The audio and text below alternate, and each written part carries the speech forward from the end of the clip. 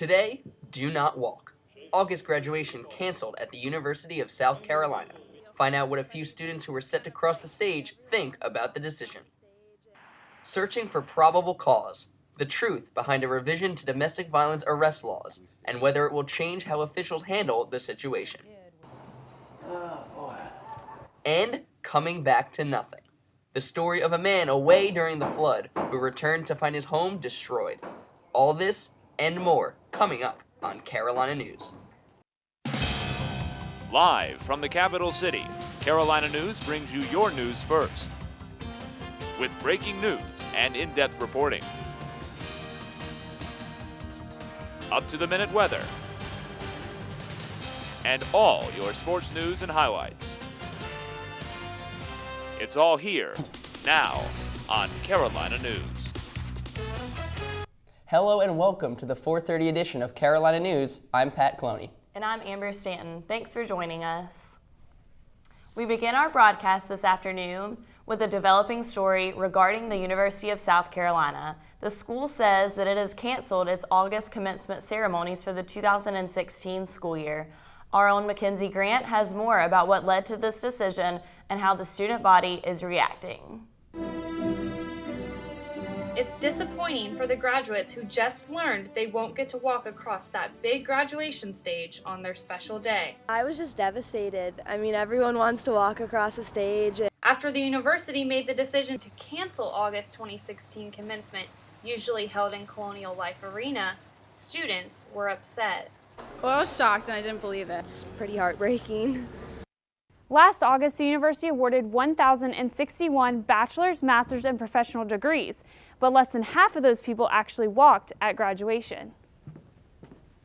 The university released this statement on their website, stating that August graduation has been canceled for the year due to those low participation rates. Students set to graduate in August will now have to walk in December, 5 months after they get their degrees. For students like Katie Ricks, who was told as a freshman she would graduate in August, this situation is even more frustrating. But when my mom first found out that I would be graduating in August, she actually tried, before I even enrolled as a freshman, to see if I could walk in May. And they told her no because there was an August graduation. Mostly students say their parents will be upset, So I kind of wanted it for them too. My parents thought it was ridiculous.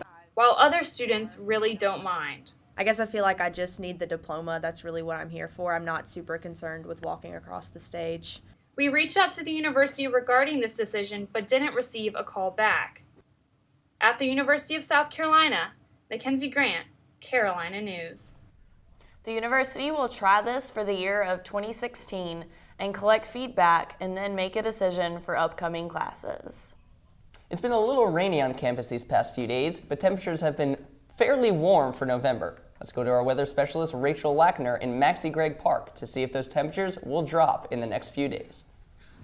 Well, Pat, the entire country is having some pretty unusual weather. Last night, there was snow falling at the Grand Canyon, and the central part of the country is under severe tornado and flood warnings. Columbia is also pretty unusual for the beginning of November, as we're sitting at a mild 73 degrees with some high humidity. Thankfully, our football game this weekend is in Knoxville because Saturday we're going to see some scattered thunderstorms and high humidity. I'll tell you more about the full forecast and when you can expect some sunshine coming up later in the show. Thank you, Rachel. State regulators have sent letters to owners of 167 dams across the state requesting that they submit repair plans after last month's historic flooding. These repair requests are for dams that DHEC says pose no immediate threat of failing after post-storm assessments with the U.S. Army Corps of Engineers, said a spokeswoman. During the epic storm last month, 18 regulated dams failed in Richland and Lexington counties. Dam owners have until February 2nd to submit a report with an engineer's recommendations and an application to receive a state permit for repairs. Standing water from the floods has caused mosquitoes to thrive. Tonight, Richland County Vector Control is trying to change that. At dusk, aerial mosquito treatments will be sprayed to about 114,000 acres. The spray contains DBROM, which affects mosquitoes, not people, pets, or beneficial insects. No special precautions are needed, but local beekeepers are encouraged to cover their hives. There are steps that can reduce breeding grounds for mosquitoes and that includes emptying containers and covers that hold standing water. And while dams are being repaired and mosquitoes are being repelled, many South Carolinians are still trying to put their lives back together. More than 44,000 homes were damaged across the state during the flood, and families are still struggling. Shelby Hury was welcomed in the home of one man who was across the world while his family was forced out by the flooding.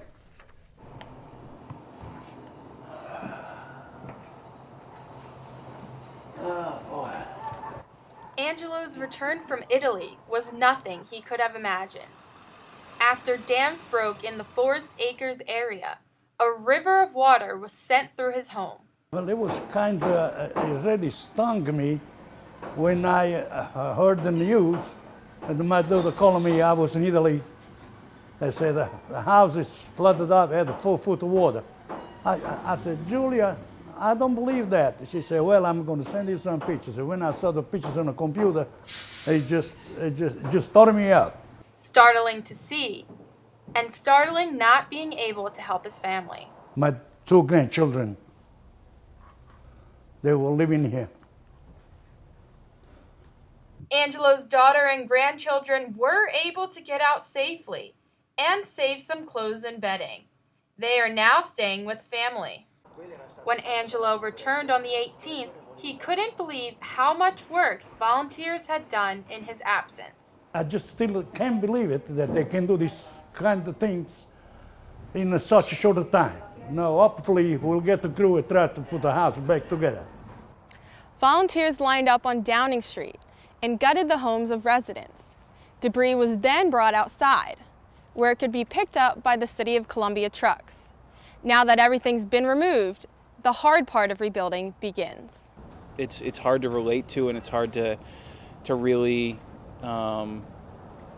connect with just what they're going through. They've lost their homes, everything that they've built up to.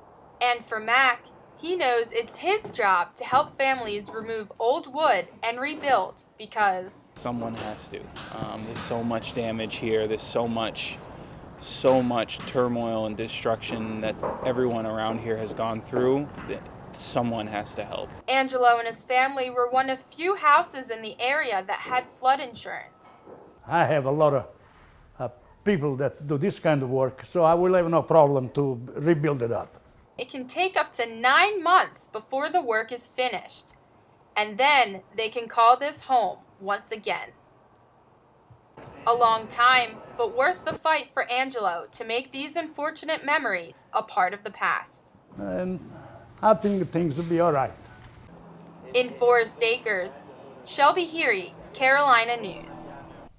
Angelo is not alone, as more than 14,000 homeowners saw more than $10,000 worth of damage.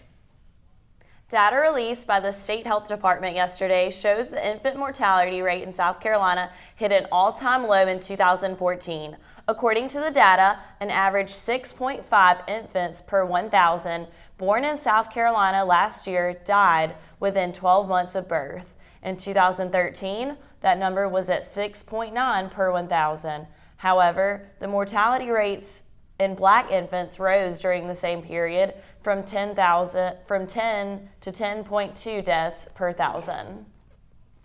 The South Carolina legislature recently passed a domestic violence law where the mandatory arrest clause has been taken out. Our Audrey DeHowitt explains exactly what that means.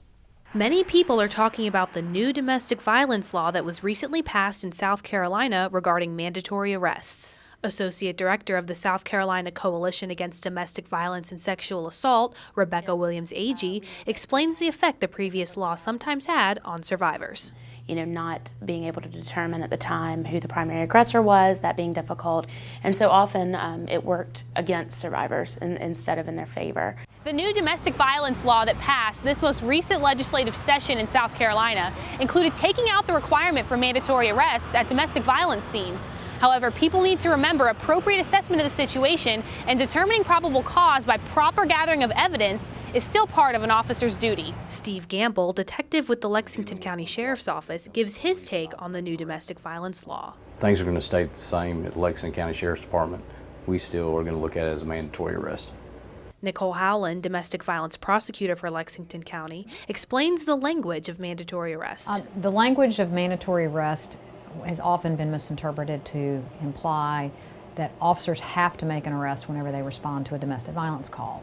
The mandatory arrest language never gave officers any expanded constitutional authority. All it did was tell them to do the job they already had the authority to do. According to the Violence Policy Center, South Carolina is first in the nation for the number of women killed by men. The Violence Policy Center, they're 2 years behind in their data. So we won't even know if the new legislation that was passed truly is effective on our domestic homicide suicide rate. We won't know for 5 or 6 years, maybe longer. As far as the removal of the mandatory arrest language, I don't know how it's going to impact others, but it doesn't have to have any impact at all. Audrey DeHowett, Carolina News. Remember, if you or someone you know is a victim of domestic violence, you can call police or a local women's shelter. When we get back, new developments in the Middle East as France gets involved with the fight against ISIS, and more speculation on the crashed Russian plane. All this and more after the break.